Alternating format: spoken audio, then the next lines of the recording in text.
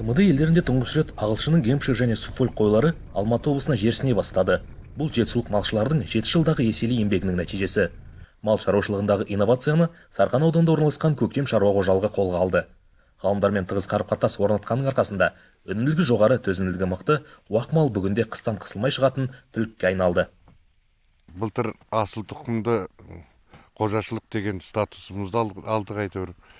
Сол осы еңбегімізді бала кезден әйтеуір мал шаруашылығында малшының баласы болып өскендігімізден әйтеуір көрген білгенімізді осы жас жігіттерге, жас малшыларға үйретіп, осы жұмысымызды, ісімізді өрге бассын деген ниетпенен ұмтылып жатырмыз. Ата кәсіпті қолға алып қана қоймай, оған бір жаңалық енгізу шаруашылық басшысының да, онда еңбек ететін әр жанның да берік ұстанымы. Осының арқасында шаруашылық былтырдың өзінде 5000 саулықты қолдан ұрықтандырды. Малшы қауымның бұл бастамасын жергілікті атқарушы билік те қолдап, алдағы уақытта 50 000 саулықтан осындай жолмен қозы алуға көмектеспекші. 2008 жылдан бері қаратай ғалымдармен бірігіп, осы асылдандыру ісіменен айлансамыз. Ұрықты жаңа Новый Зеландиядан, Голландиядан алып, сол 2008 жылдан бері сондай іспенен айланысып жатырмыз. Шаруашылықтың құрылғанына 7 жыл. Мұнда қазір 20 шақты адам тұрақты жұмыс істейді. Қожалықтың алғашқы күннен шопанның құтты таяғын ұстаған жандардың бірі Серік Рүстемов. Аға шопан бүкіл отбасымен бірге осы малдың арқасында несібесін тауып, жағдайын жасап отыр. Осы малдың арқасы жылдан жылға қосылып, өнім беріп, ұлдарымызды үйлендіріп, малдың арқасында үйден үй болып, балашамыз қызын көріп жатырмыз. Жетісуды жерсінген жаңа тұқымның өзіндік ерекшеліктері де көп. Малдың сирақтары ұзын, денесі бойшаң келеді. Бұл қойдың қалың қарда емін-еркін қозғалып, азығын тұяғымен теуіп, ақ ұлпадан аршып жеуіне мүмкіндік береді. Сондай-ақ жүні қалың, еті мәрмәр тәріздес, яғни бір ет, бір май болып жиналады. Мұндай қой еті Еуропа елдерінде үлкен сұранысқа ие.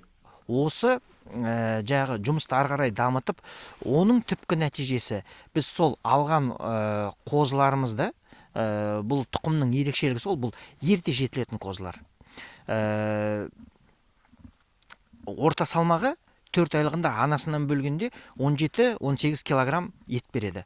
Сол етті біздің мақсатымыз Европаға шығару. Экспортқа қазақстандық бағлан етін шығару. Бұл қойдың тағы бір ерекшелігі төлі де жылдам жетіліп ширақ өседі. Ал мына қошқар ғылыми әдіспен осыдан 7 жыл бұрын алынған қазақ жеріндегі алғашқы асыл тұқымды төл. Дәл осы қошқардан алынған ұрық мыңдаған саулыққа салынып, өріс қозыға толды. Шаруашылықтың көрсеткіші өсіп, табысы еселенді. Бұл қошқардың салмағы 119 килограмм. Бір ерекшелігі жаңағы сирақты келеді, жаңағы белді келеді,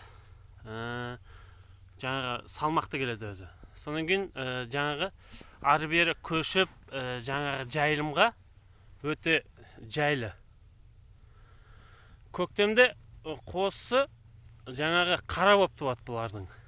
Сонан кейін күрең қызыл болып, сон жаңағы 2-3 айдан кейін өзі қозысы ағарып кетеді.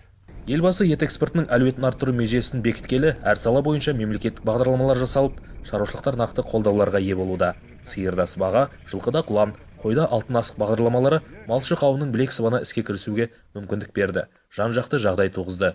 Дәл осындай қолдау барда. Президент тапсырмасының біз орындамасақ, кім орындайды деп, мамандар да, малшылар да қуаттанып отыр.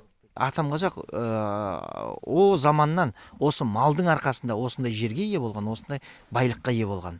Содан жаңағы тәуелсіздікке жеткен. Бүгінгі еңбегіміздің тағы бір жетістігі, мен әрқашанда айтам, ол біздің тәуелсіздіктің арқасында. Осы тәуелсіздіктің арқамызда осы қазақ даласының бір баласы барып шетелден алам деген әлемдік лидерлар Австралиядан, Новый Зеландиядан, Америка құрама штаттарынан біз сол ұрықтарды алып келіп, мені пайдаланып жатырмыз. Ол біздің тәуелсіздігіміздің жетістігі. Көктем деп аталатын шаруа қожалығының әрбір бастамасы көктем мезгілінде құлпырып, табиғаттың оянар шағындай жаңашылдыққа толы. Ғылымсыз өнім аз, ал инновациясыз ғылым таяз. Бұл шаруашылықтың берік ұстанған қағидасы. Белгілі бір жетістікке жету үшін жаңа технологиялар енгізіп отыру заман талабы. Ал сол жетістікті қолмен ұстап көзбен көру үшін қажырлы еңбек, темірдей төзімділік қажет дейді мұндағы малшы қауым.